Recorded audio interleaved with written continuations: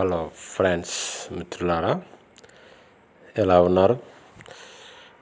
మనము ఈరోజు ఒక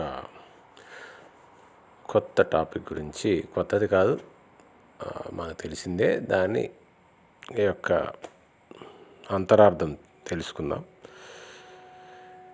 ఇది బకాసురుడు అనేటువంటి ఒక రాక్షసుణ్ణి మహాభారతంలో భీముడు సంహరించాడని దానికి సంబంధించిన స్టోరీ కథ అందరికీ తెలుసు. అయితే రామాయణం మహాభారతాల్లో ప్రతి ఒక్క ఇన్సిడెంట్కి 3 అర్థాలు ఉంటాయి. పైన కనిపించేది ఒకటి ఉంటుంది,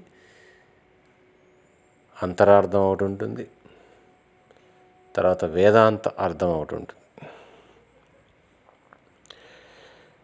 ఇప్పుడు బకాసురుడు అనే ఒక రాక్షసుడు ఈ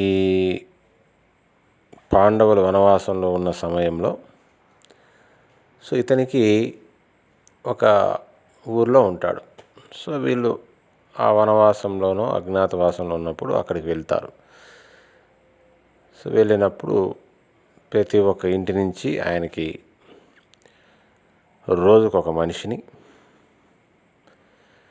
ఒక బండి నిండా ఆహారంతో, అంటే దున్నపోతులు కట్టినటువంటి ఒక బండి నిండా ఆహారంతో ఒక మనిషిని పంపించాలి. అది ఒకరి వంతు వస్తుంది. ఆ ఒకరి వంతు వచ్చినప్పుడు వీళ్ళింటి దగ్గర ఎదురు ఉండే వ్యక్తిలో వాళ్ళ వంతు వస్తుంది. వచ్చినప్పుడు కుంతీదేవి వాళ్ళు బాధపడుతుంటే వాళ్ళ బాధను చూడలేక, మీరెందుకు బాధపడకండి, నేను మా అబ్బాయిని పంపిస్తాను భీముణ్ణి అని చెప్పేసి భీముడిని పంపిస్తుంది. ఈ భీముడు వెళ్ళి ఈ మధ్యలో బండి కడతారు, బండిలో ఎక్కుతాడు. వెళ్తూ ఉంటే బండి నిండా ఆహారంతో దున్నపోతులతో అందులో ఈయన కూడా బయలుదేరుతాడు. చాలా సమయం పడుతుందని ఇతను నిద్రపోతాడు. ఈ లోపల లేచి చూస్తాడు, ఇంకా చేరుకోండదు. ఇతనికి ఆకలిస్తుంది, విపరీతమైన ఆకలిస్తుంది.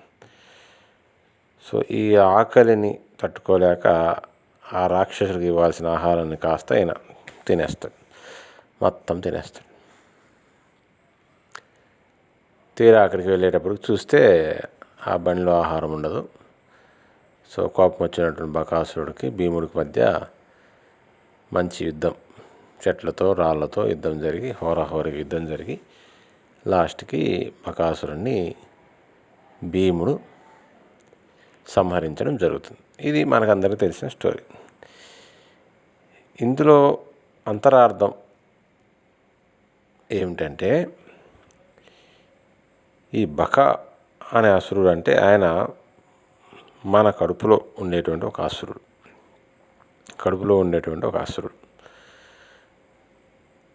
సో ఆ అసురుడు ఏంటి? ఆకలి. దాన్ని గురించి చెప్పడం ఏంటంటే, ఈ ఆకలి అనేది లేదా సరైన ఆహారం తీసుకోకపోవడం అనేది ఇది మనుషుల్ని ఈ రోజుకి చంపుతూనే ఉంది. సో ఎంతోమంది పిల్లలు చనిపోతున్నారు, ఎంతోమంది సరైన తిండి లేక చనిపోతున్నారు. అది ఒక అంతరార్థం. సో ఇందులో రహస్యం ఏంటంటే, ఎప్పుడైతే అంతకుముందు వెళ్ళిన వాళ్ళందరూ కూడా ఆహారాన్ని తీసుకోకుండా వెళ్ళారు, తినకుండా వెళ్ళిపోయారు. ఆహారం తీసుకొని దాన్ని తినకుండా వీళ్ళు వెళ్ళిపోయారు. ఎప్పుడైతే భీముడు ఆహారాన్ని తినేశాడో ఎదురుగున్న రాక్షసుని చంపేశాడు. అంటే ఇందులో మనం సరైన ఆహారం ఎప్పుడైతే తీసుకుంటామో మన కడుపులో ఉండేటువంటి అసురుణ్ణి చంపవచ్చు.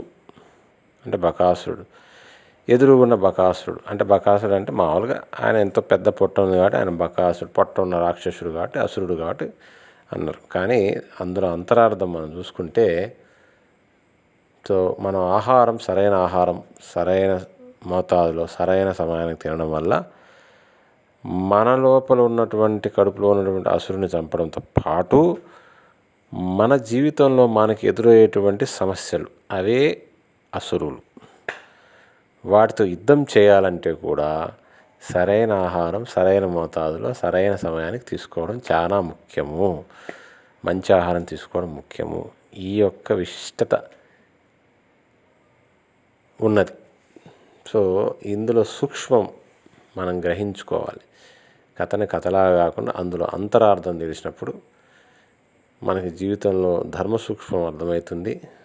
మన జీవితంలో సమస్యలను ఎలా ఎదుర్కోవాలి కూడా చెప్పడానికి మహాభారతంలో, రామాయణంలో ఇలాంటివి ఎన్నో ఉన్నాయి. ఇది ఒక చిన్న అంశము, అందరికీ అర్థమైంది అనుకుంటాను.